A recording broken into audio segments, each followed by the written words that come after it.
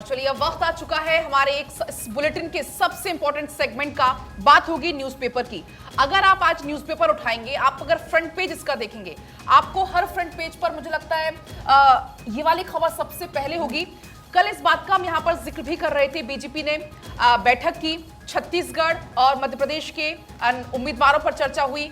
कल अलग अलग कैटेगरी में डिवाइड किया गया था, लेकिन एक कदम और आगे बीजेपी अब बढ़ गई है। बीजेपी ने उम्मीदवारों के नाम की घोषणा कर दी है। बात अगर करें मध्य प्रदेश की, तो मध्य प्रदेश में 39 नामों की घोषणा कर दी है और छत्तीसगढ़ की अगर बात करें 21 उम्मीदवारों के नाम की घोषणा कर दी है। लेकिन देखिए, अभी भी समय बहुत ज्यादा है, 3 महीने का समय लगभग चुनाव में है, लेकिन उसके पहले बीजेपी लगातार एक एक कदम आगे बढ़ रही है और काफी लंबे समय से रणनीति तैयार हो रही थी बीजेपी की। लगभग फरवरी से बीजेपी इस पूरी रणनीति में बनी थी। अगर बात करें छत्तीसगढ़ की, तो छत्तीसगढ़ में खासतौर पर इस बार बेहद दिलचस्प लड़ाई देखने को मिलने वाली है, क्योंकि छत्तीसगढ़ में चाचा वर्सेस भतीजा इस बार देखने को मिलने वाला है। वो क्यों? क्योंकि बीजेपी ने विजय बघेल को उतार दिया है।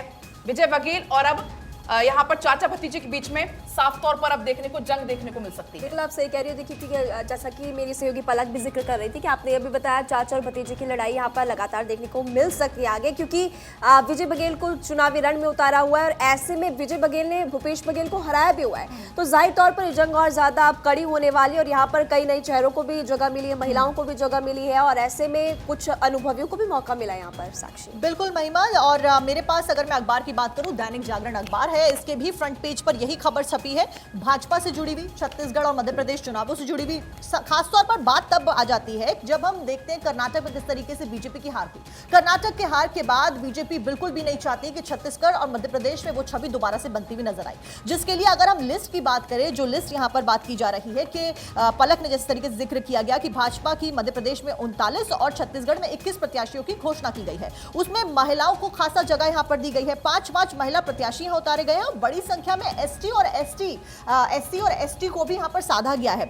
अब यह फैसला लिया गया बुधवार को, जो मीटिंग हुई थी, जिसका जिक्र कल भी हमने अपने बुलेटिन में किया गया था कि मीटिंग हुई जिसमें तमाम बीजेपी के बड़े दिग्गज नेता जेपी नड्डा ने उसकी अध्यक्षता की और ए, बी और सी और डी कैटेगरी में इसको डिवाइड किया गया था। उसी में यह लिस्ट फिलहाल जारी की, क्योंकि एक्चुअली भाजपा की घोषणा की यहाँ पर बात हो रही है, तो मैं आपको अपडेट दे देती हूँ कि राजस्थान में भी भाजपा काफी ज्यादा एक्टिव मोड में नजर आ रही है। न केवल मध्य प्रदेश और छत्तीसगढ़, चुनावी राज्य राजस्थान भी है और राजस्थान में फिलहाल कांग्रेस की सरकार है, तो भाजपा को और मेहनत करने की जरूरत देखिए वहां पर है। तो ऐसे में अपडेट ये है कि भाजपा ने यहाँ पर चुनाव प्रबंधन समिति और साथ ही साथ प्रदेश संकल्प पत्र समिति की घोषणा कर दी है। अब गौर करने वाली बात ये कि दोनों ही समितियों में पूर्व मुख्यमंत्री वसुंधरा राजे सिंधिया का नाम नहीं है। ऐसे में जो भाजपा के जानकार हैं, उनका यह कहना है कि अमूमन इन दोनों समिति में जो मुख्यमंत्री पद का उम्मीदवार होता है उसका नाम नहीं होता है। तो इससे यह अंदाजा लगाया जा रहा है कि भाजपा इस बार चुनाव लड़ने से पहले उम्मीदवार का नाम घोषित कर देगी। सीएम पद का उम्मीदवार कौन होगा, उसके नाम पर चुनाव भाजपा लड़ने के लिए तैयारी में है। लेकिन आयुषी, आमतौर पर ऐसा देखा जाता है, जब भी लिस्ट घोषित होती है उस दौरान यह देखा जाता है कि सीएम और डिप्टी सीएम के नाम जरूर होते हैं। हालांकि देखिए, लिस्ट भी हम लगातार ये दर्शकों तक पहुंचा रही है, पूरी लिस्ट भारत 24 के पास है। दोनों ही राज्यों में जो नाम घोषित हुए हैं इस सूची में, लेकिन ऐसा नहीं है। इन दोनों ही राज्य में बीजेपी और कांग्रेस के बीच मुकाबला कांटे का है और ये आप देख सकते हैं। छत्तीसगढ़ विधानसभा चुनाव की लिस्ट भी हम आपको दिखा रहे हैं, ये पूरी लिस्ट जो भारत 24 के पास है।